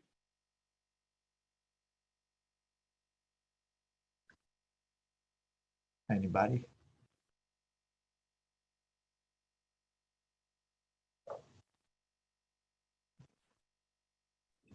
I'll answer it. Paul, as soon as we have $935 million, we'll include everybody. First time we need the money. Yeah, the sort of why didn't you question? I mean, maybe the lack of an answer, and that speaks for itself. Maybe, you know, that wasn't contemplated. There's a question, a variation in that question that was submitted, which I think this was alluded to by the community presenters, but I don't think addressed by the state, the agencies, which is, are you currently anticipating giving a preference for local residents, 9/11 survivors, those suffering from 9/11 related illnesses, be eligible? Any kind of preference there, and if so, how would the selection process go? And I guess I would add, based on Mariama's comments earlier and Paul's question now, is there some scenario where the sort of the area where you consider maybe a preference be larger than CB1? Would there be either some version of that lower, the 9/11 impacted area, or community boards 3 as well, 3 and 1? I can talk just more sort of generically about it. The city housing agency has long had a community board preference in the projects that it finances. That preference has also been subject for the last probably 7 or 8 or 9 or maybe 10 years, I forget, subject to a legal challenge based on fair housing issues. And so I think I would just say, we are certainly sensitive to communities wanting to have access to apartments and projects that are publicly financed, and have continued to do the community board preference in the city. I think when there's other preferences that get raised outside of that and any of the other sort of existing ones, we always want to look at it through a fair housing lens. So I think that we can always come back and talk more about that. Great. And just to, maybe not to put to a fine point on it, but is it easier if, Mariama gave the citywide numbers, the sort of entire impacted area, including parts of CB3 and a little bit of Brooklyn as well, and then CB1, and that larger area sounded certainly like more diverse, both economically in terms of race and ethnicity. Is it easier to do a preference if the area is broader, or is there some, I know community board is often a rubric the city uses, but is there? I don't think there's a lot of precedent for going, I can only think of one in my 20 years of maybe where there were sort of adjacencies, but I don't know. I think we'd have to just sort of, I think, take that back, and Holly may have more thoughts on adjacencies for community boards. Yeah, I'm going back to my HPD days on that. So I wear my sort of ex-HPD hat, where we did on a couple of occasions. This was always done when it was requested by the local elected officials to look at, where there's borderlines. Sometimes we included 2 community boards in a preference. So that has been done when I wear my ex-HUD hat. It's more complicated because of the fair housing issues that RuthAnne brought up. But I think we have precedent for geographic preferences that are sort of under examination now. But I think your point about whether the broadening increases the diversity is certainly worth thinking about. But certainly something that we're open to talking about. Okay, and it's no surprise today that this is something that we've gotten some strong interest from the community on. So we would ask that you, as you're going forward, think particularly about what kinds of preferences might be permissible. Again, with the idea that people who have lived here, who have been through a lot of struggles around 9/11 and after 9/11, and have suffered the various consequences of both 9/11 and also the tremendous increasing difficulties in affordability, would be, I think there's a desire to see if there's something that can be done there. So in addition to talking about getting Gale the numbers, maybe you can get us thoughts on what might be feasible there. Can I just ask a clarification question on that, Senator, which is the 9/11 survivor definition currently lives in the community board, or are those, I'm not sure I totally know what the definition is. Somebody from the coalition want to say something?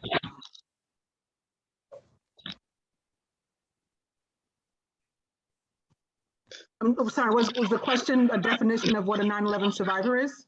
Yeah, to the extent the coalition has spoken about 9/11 survivors and first responders, what is the, and if there were going to be a preference, what are, I mean, again, I don't want to ask anybody to speak off the top of your head on behalf of the entire coalition, but just what thoughts on what kind of preference folks might be looking for? They would be people who lived, worked, went to school, any number of things on a regular, consistent basis in Lower Manhattan, south of Houston Street, and in parts of Brooklyn. So that is inclusive of CB1 in entirety. Part of CB2, because they have the Houston Street area. Right. And a large part of CB3, because it's pretty much river to river. Right, so it doesn't include CB3 from everything in CB3 except from Houston to 14th, I guess. Correct. I mean, that brings up an interesting question because as I'm sure you know, Mariama, the LMDC catchment area is it's south of Houston. So maybe there's a geographic link because LMDC purchased the site with the HUD grant, to think about that as the preference area. Yes, that's exactly why the desire exists, because the LMDC basically was created to rebuild Lower Manhattan, inclusive of affordable housing, but would not exist were not for, those unfortunate events on September 11th. So. Okay, and for those who are watching, we will, to anybody who RSVP'd, we will get up follow-up information out after this, and we will include the boundaries of that so people can look at that. But yeah, I think we would like to formally ask that there be some consideration, like what do you think would be permissible within fair housing laws, and what do you think would be reasonable? Would you add on, can I start asking one more question? Would you add on the end of that, so lived, worked, went to school in Lower Manhattan, south of Houston, geography to be defined, in 2001? It's 2001, September 11th, obviously 2001, through, I believe, March of 2003, but we could check the month. It's definitely 2003, but I believe it's March. But you could have moved there in 2003, and you would say that counts as a. If you were there before, before it closed, they count you because you were exposed. Right. So Mariama, you, just to be clear, and I know there are lots of, there's a couple hundred people out there who haven't been close to these conversations. The suggestion is that there be a preference for people who were in the area during that period and have been and still are. Is that right? Yes. Okay. Well, they don't still have to be. Well, they still need to be in New York City. That's our preference. But we're not saying that you have to live in Lower Manhattan right now. If you are a 9/11 survivor and you're suffering, you live in Harlem, come down. And this is why the other districts have supported us. We've gotten support from all of the areas of Manhattan and parts of Brooklyn. Okay, so again, I hope that's helpful to the state in terms of what we're looking for. And, if you want to, come back and talk about what would be possible, that'd be really helpful. Yeah, that's great. Not meant to be like final word on the description, obviously, just trying to get a little understanding. Yep. Great. So next up, let's go back to our list. Katie Cuccia-Fenton. Hi, actually, this is Katie's dad, Matthew, using her computer. That's okay. That's pretty sneaky, Matthew. Not meant to be sneaky. I'm just technically inept and couldn't find a way to change the name. Okay, so first, Senator Kavanagh disclosed to the community recently that Port Authority had said to him in a previous meeting that they could not legally disclose what their payout was going to be for this project. My question to begin is, what provision of law authorized you to withhold that information then? What has changed that authorizes you to disclose that information now? Second, you've quoted a figure of $12 million a year. In broad terms, would it be fair to say that the Port Authority spends more than that per year on paper clips, on repainting the George Washington Bridge, on a $3.5 billion budget that is less than 1/3 of 1%? So third, $12 million a year by any reasonable metric is an insignificant sum to the Port Authority, but it is not to this community. If you decide to forego just that payout, and I'm very skeptical that that's all Port Authority would be getting, but if you forego that $12 million, plow it back into affordable units, let's assume every affordable unit is $10,000 per, or a market rate unit is $10,000 per month, which it would not be. But at $10,000 a month, meaning $120,000 a year or so, that gets you, the 12 million would get you 100 additional affordable units in this building. But you wouldn't do that, of course, because those units would all be rent free. So let's say you spread that subsidy around, reduce it to 50% from 100%, that gets you 200 new affordable units. You cut it to 25%, make it a $2,500 per month subsidy, that gets you 400 additional affordable units. The value to that of this community is incalculable. The insignificance of that amount to the Port Authority can't be overstated. I mean, it is not nickels and dimes. It's a fraction of a penny to the Port Authority. So why not reallocate that money to additional affordable units? Because that money at just the 12.5 million a year could get you hundreds more units, meaning more than double your commitment right now. Thank you. I can start, Derek, if you want, because I can refer, like, at least answer the first part of that question, maybe start on the second. So I don't believe that, because I had the conversation with the senator, I don't believe I ever cited a law. I cited a practice that the Port Authority, in the middle of an open procurement, which this remains technically, would not typically disclose the number. Why don't I jump in and just clarify, since I was there, Justin was there, and I've been cited. What I was told initially was that the agency could not, because we're in the midst of a procurement. And I came in with the question of, like, you know, there are things we choose not to do and there are things we can't do. So I would either like the numbers disclosed, or I would like, unless if you're legally not permitted to disclose it, I'd like to know why. And if you are legally permitted to disclose it, I would like it to be disclosed. That's the way I recall the conversation. Right. Okay. Thank you. So yeah, so we did disclose it, which again goes against our normal practice. In terms of the 12.5 being, and maybe Derek can help with this part, in terms of it being insignificant, I mean, Derek's slide, his first slide he showed was meant to show the vast array, just enormous array of facilities, projects that we're involved in 2 states, in every mode of travel you can think of. Not to make light of this, your comment, because it's a reason, I mean, it's what you believe, but everybody gets on the path is probably every day is probably saying, why my 275 is so insignificant, you know, let's just divert it to another purpose that I prefer, or, you know, my bridge toll at the George Washington Bridge. So I don't think we as an agency can look at it like that. We told you about the $3 billion hole in our budget that COVID blew in our budget. And we are still, you know, recovering from that, and, you know, have so many needs and so many stakeholders who would be forced to pay if that money were diverted from, you know, from path riders to drivers. But you've created an arbitrary threshold here, because you subsidize path, if I understand it correctly, to the extent of hundreds of millions of dollars per year. And now you've picked out this 12.5 million, which again is pennies on the dollar compared just to the path subsidy.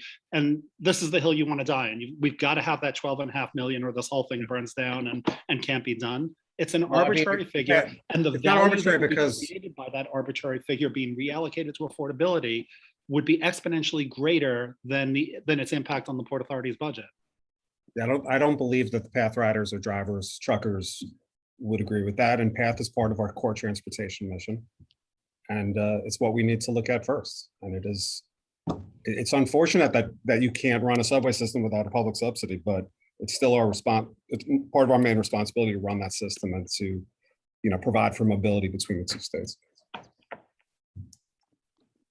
Justin, can I just jump in here and clarify one thing? So to the extent I mean, we've been talking about being creative about finding funding sources. To the extent, and you're talking about a need to balance your budget, but to the extent we were to identify other funding sources that are transportation or infrastructure funding sources that might offset some of the income you're expecting from this project, that might make it easier for the Port Authority to use some of, to get less income from this project and provide more affordable housing as a result. I mean, in theory, sure. I mean, if anything, if we could have all our funding replaced, then in theory, that's true.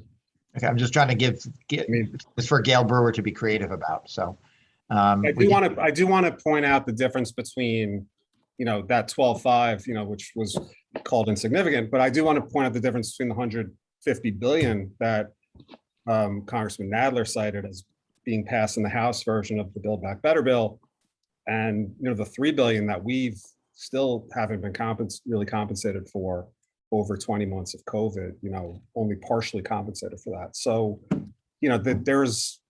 we look at that scope and there's definitely it seems like there's a lot more resources available in the federal government for affordable housing than there might be for the Port Authority, who is struggling.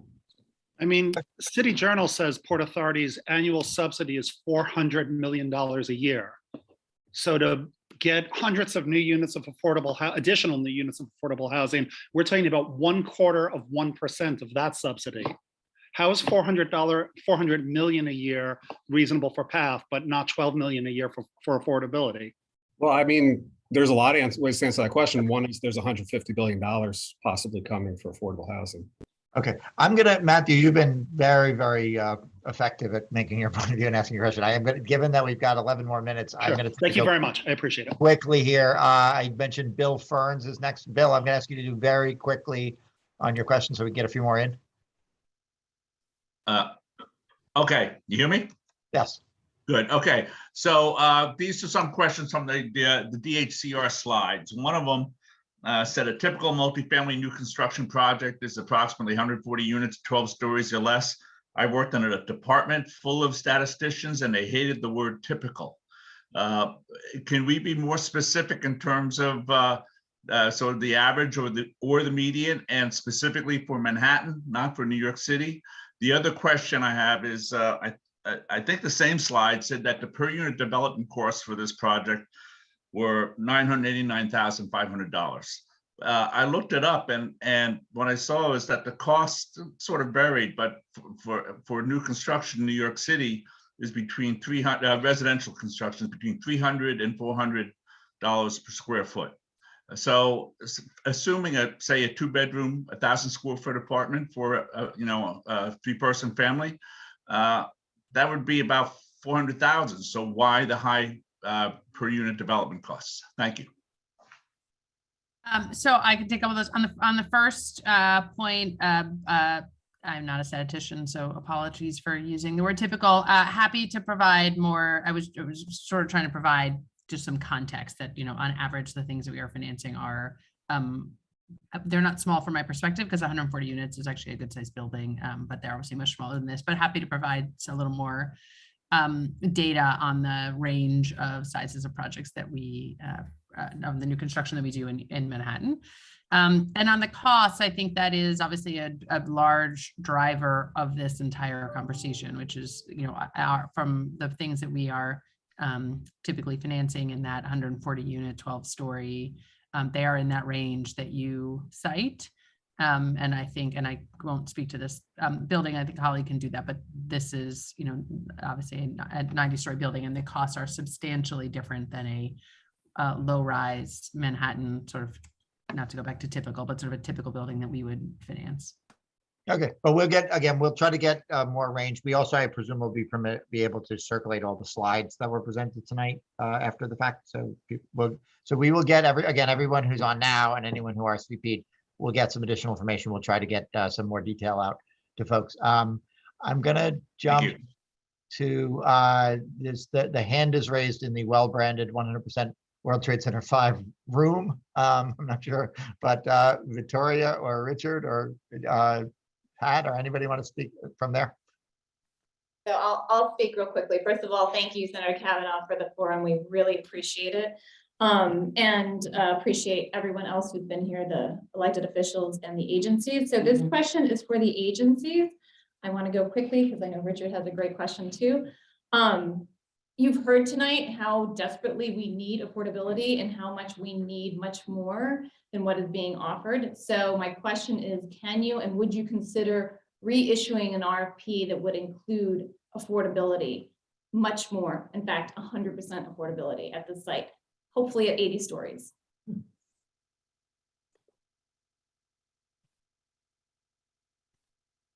So I think there's a couple complexities there. I mean, I think if we were going to start this process over, it is highly unlikely we would do an 80-story building. I mean, that's just, again, we can't escape that the cost issues are real for something of that scale. But let's hold that aside and just talk for a minute about starting over.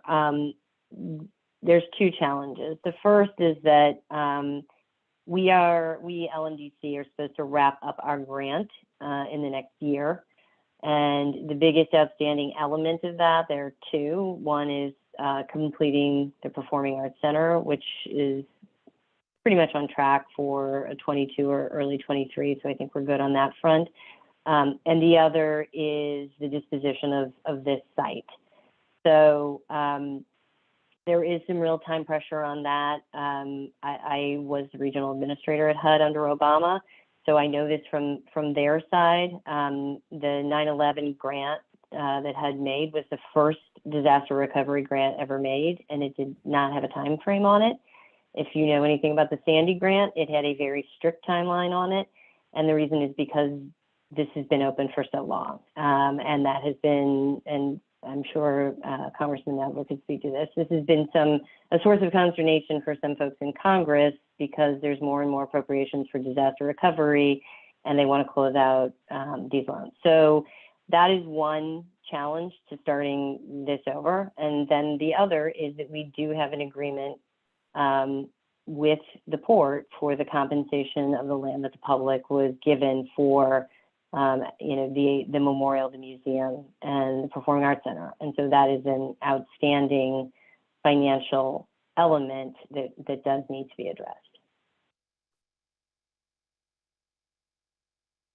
Good. Okay, Richard. Yes, thanks. Look, first, on behalf of the coalition here, so I'm Richard Corman, and along with being part of the coalition, I'm president of Downtown Independent Democrats. Thank you, Senator Kavanagh, and all the elected officials and the agencies for coming here and doing this. It's really the first opportunity that we feel we've had to have a good and constructive dialogue about all of this, something that is so very important. And we do truly applaud the incorporation of the affordable housing in this iconic project. You've heard, and I won't repeat, you've heard so many reasons why it's good, but it's just not good enough. We acknowledge that this is not a simple matter, that this is not easy to solve, but that it's important to solve. And so, and I would say also, this is the first time that we've seen numbers, real information about the costs and the compensations that we've been asking for, and the community board has been asking for many, many, many, many months.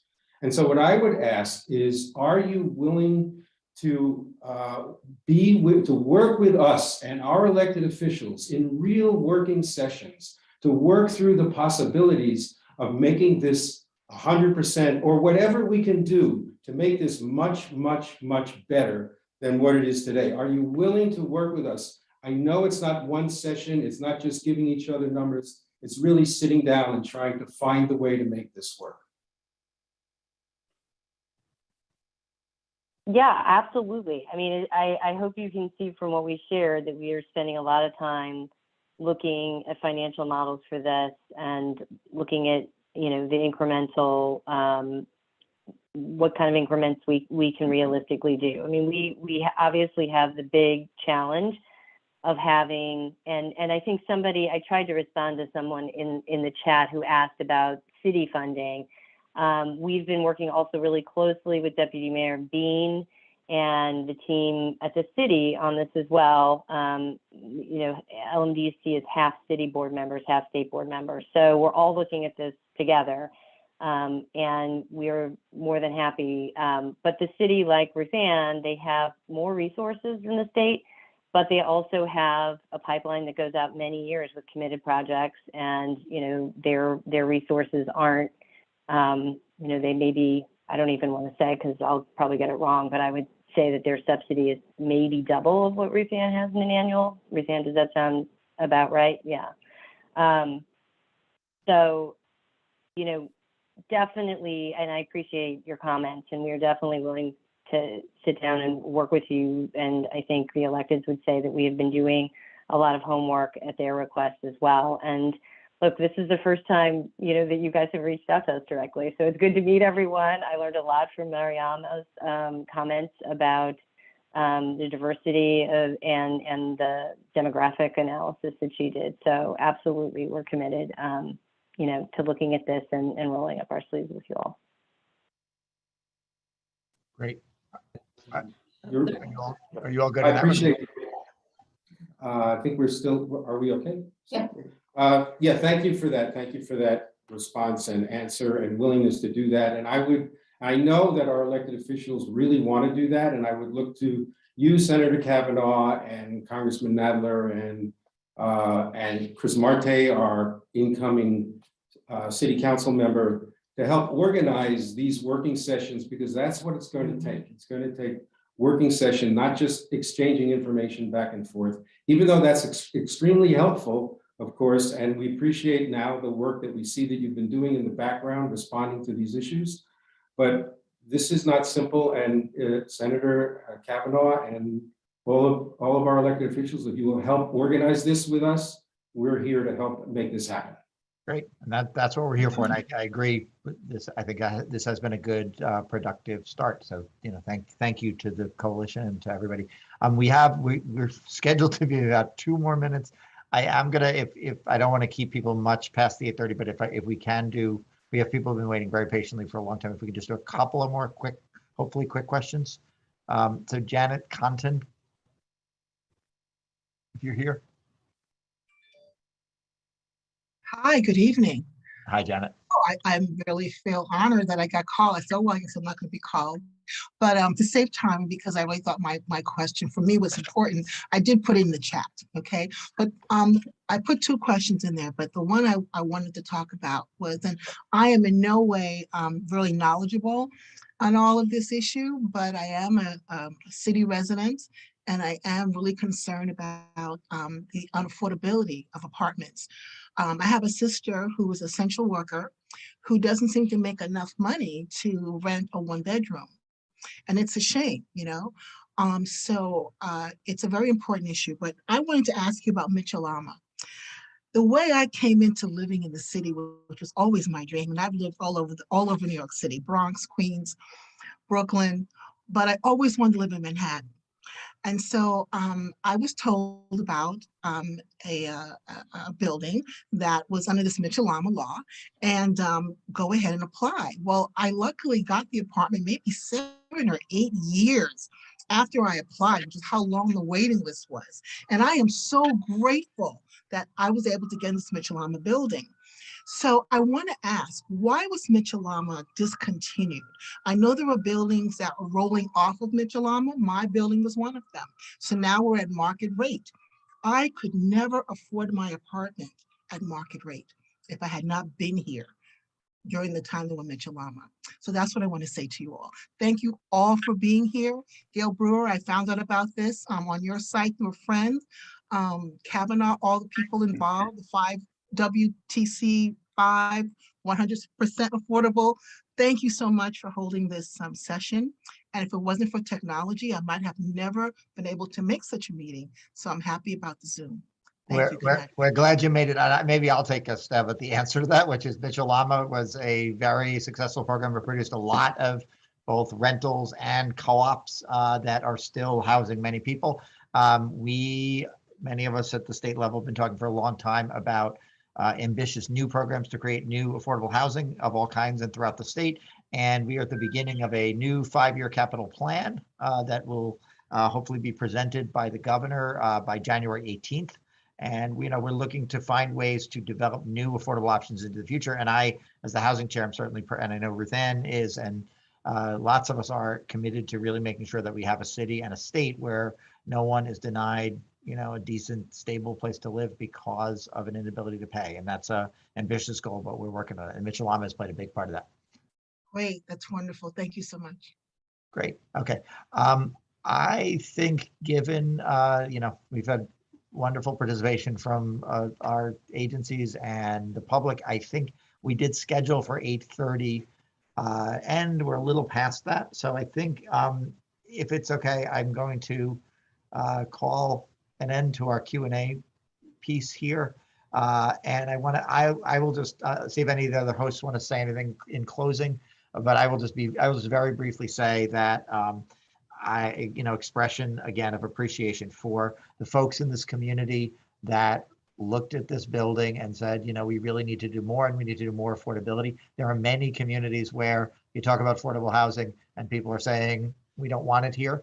This is a community that's very much saying the opposite. I think it's also a genuine commitment to residential development, to new housing. And I think that that's, also a really important part of this. And to the agencies, I think that there's been some skepticism of a willingness to sort of share information and come forward. I think that's probably partly because you've been in this long process of trying to get this project, get it together, do the negotiation.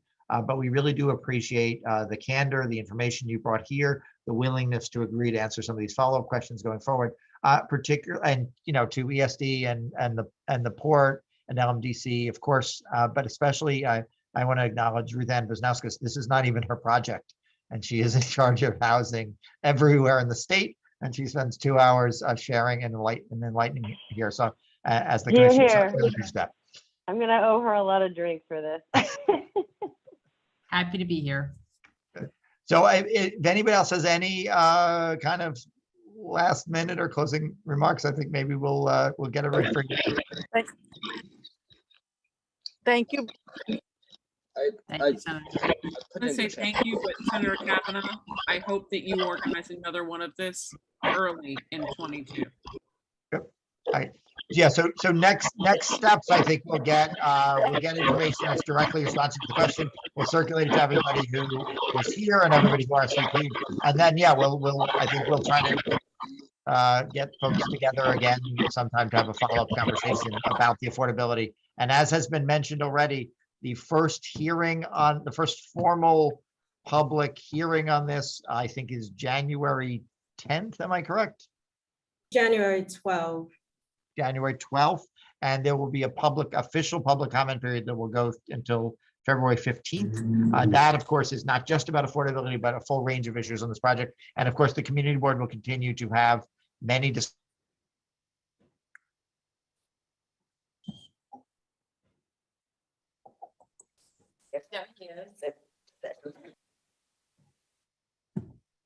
Ian fell off, but just to know the 5 World Trade Center will be presenting again at the Land Use Committee of Community Board 1, and then we will be following up with them for more environmental assessment presentations for January. So I just wanted to say real quickly, thank you so much to everyone who showed up, to the public who showed up, to all the elected officials, to the agencies. And I want to give a shout out to the coalition that has just been amazing. I've been so privileged to work with them. And that's Jill Goodkind, Mariama James, Pat Gray, Carol Lamberg, Richard Corman, Taylor Banning, Todd Fine, Roseanne Perry, and Michael Frank Core. So thank you guys, are amazing. So thanks again for the opportunity to speak with you. Thank you all. Thank you.